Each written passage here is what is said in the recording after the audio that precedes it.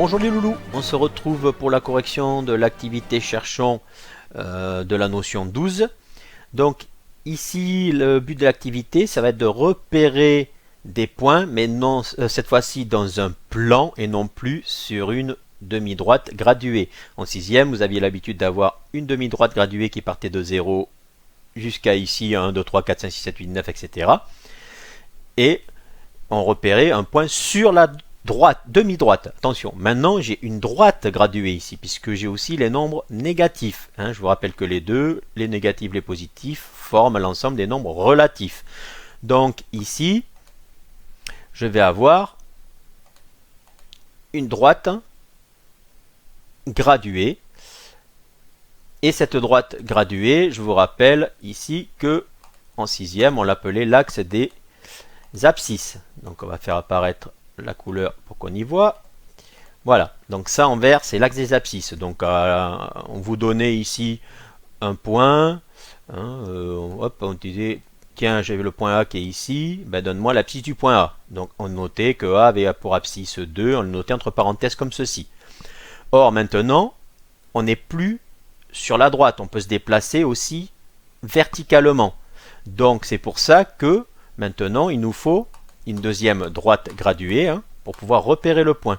Donc cette deuxième droite graduée, je vais y arriver, ici, qui est verticale cette fois-ci, elle me donne l'ordonnée d'un point.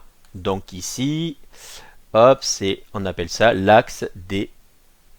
Hop, pourquoi il me fait ça la couleur? Voilà, c'est l'axe des ordonnées. Donc on va repérer un point par son abscisse et par son ordonnée.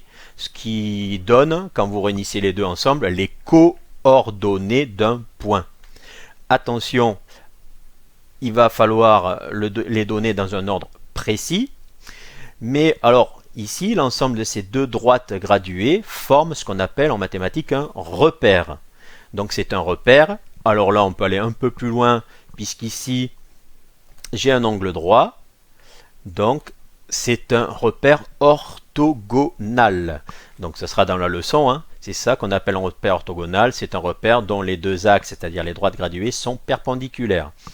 Mais celui-ci, il a un petit avantage en plus, c'est que vous voyez qu'un carreau sur l'axe des abscisses donne 1 et un carreau sur l'axe des ordonnées donne 1. On dit à ce moment-là qu'il est orthonormé, il a la même norme. Vous verrez dans certains exercices qu'il ne sera pas orthonormé. Je pourrais avoir un carreau qui donne 1 ici et un carreau qui donne 4 ici. D'accord? Donc ça c'est du vocabulaire qu'il va falloir digérer. Alors maintenant passons au repérage de nos points. Donc on va repérer nos points. Alors petite astuce ici pour pas confondre. L'axe des abscisses, je fais ma lettre A, vous voyez je la prolonge. Et si je la prolonge, ça donne bien un trait horizontal, donc c'est l'axe des abscisses. Et l'axe des ordonnées, si je fais un O pour ordonnée, si je prolonge mon O, je vais vers le haut. Donc c'est l'axe ici vertical, c'est les ordonnées. C'est un petit moyen mnémotechnique pour retenir. Donc attention, pour repérer un point, il va d'abord falloir donner son abscisse, puis son ordonnée. Donc vous voyez, on vous dit que c'est au tour de Leïla de jouer. Et quelle position doit-elle annoncer pour couler un des bateaux de Pedro? Donc déjà, vous voyez qu'en rouge, ici, ce bateau-là, il est mal barré, le bateau de Pedro. Il suffit maintenant de toucher ici pour que le bateau de Pedro coule. Donc ce point-là, je vais le repérer en donnant d'abord son abscisse. Donc je projette verticalement, regardez, sur l'axe des abscisses ici.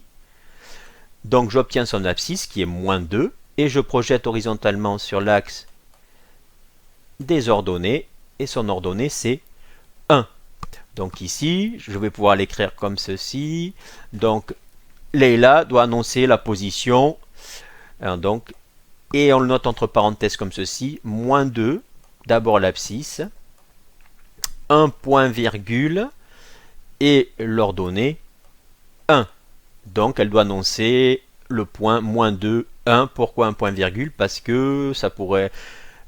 ici, si vous mettez qu'une virgule, on ne peut pas savoir si c'est un nombre décimal 2,1 ou si c'est moins 2 et 1. Donc il faut mettre un point virgule pour séparer l'abscisse que je donne en premier et ici l'ordonnée que je donne en second.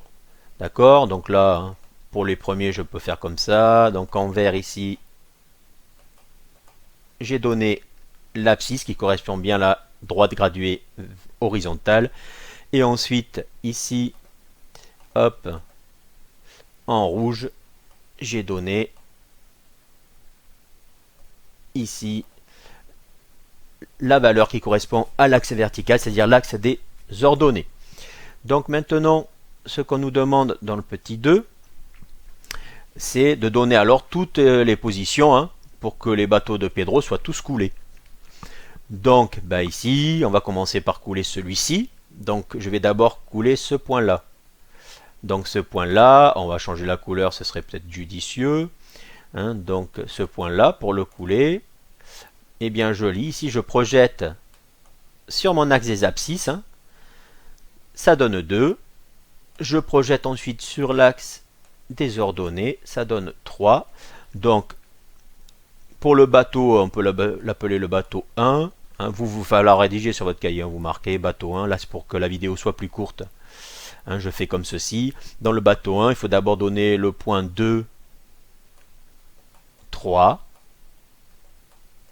Et le point, donc maintenant c'est celui-ci. Donc celui-ci, pareil, je lis sur l'axe des abscisses, c'est 3. Je lis sur l'axe des ordonnées, c'est encore 3. Donc c'est le point 3. 3. Maintenant, on va couler le bateau ici. Donc il y a déjà un point ici qui a été touché, c'est-à-dire c'est le point -1, -2. Donc ici, maintenant, il va falloir toucher ce point-là. Donc ce point-là, pareil, je projette sur l'axe des abscisses, vous voyez que ça donne -3. Donc ça, on va l'appeler le bateau 2. Donc le bateau 2, il va falloir d'abord toucher le point -3. Et si je projette ici, sur l'axe des ordonnées, c'est -2. Donc le point -3, -2. Ensuite, il va falloir toucher ce point-là. Je projette sur l'axe des abscisses, c'est -2. L'axe des ordonnées, c'est toujours -2. Donc -2, -2. Et ensuite, le troisième point à toucher, c'est celui-ci. Alors lui, il a une particularité, il est sur l'axe des ordonnées. Donc si je projette son abscisse, là je projette ici. Vous voyez, je projette, ça donne 0. Donc on peut avoir une abscisse nulle ou une ordonnée nulle. D'accord? Donc en abscisse, j'ai 0. Et en ordonnée, j'ai plus qu'à lire, elle est sur l'axe des ordonnées, donc il est en -2 ici. Donc -2. J'aurais pu avoir ici, on aurait pu prendre un bateau avec, imaginez le point ici. Dans le point ici, lui, il aurait pour coordonnées, en abscisse, je lis, il a 4 en abscisse. Par contre, en ordonnée, si je projette ici sur l'axe des ordonnées, je lis également 0. Donc ça aurait été 4, 0. Donc ça, attention. Ça existe, les points avec des abscisses nulles et des ordonnées nulles. Et le plus connu, lui, comment on l'appelle, celui-ci, qui est à l'intersection des deux axes gradués, c'est l'origine du repère. L'origine du repère, qu'on va noter, O ici, donc lui et O, ses coordonnées, c'est 0, 0. 0 en abscisse, 0 en ordonnée. Donc c'est le point 0, 0. Donc ça, on va le retrouver dans la leçon. Donc voilà, donc je vous dis merci et à bientôt.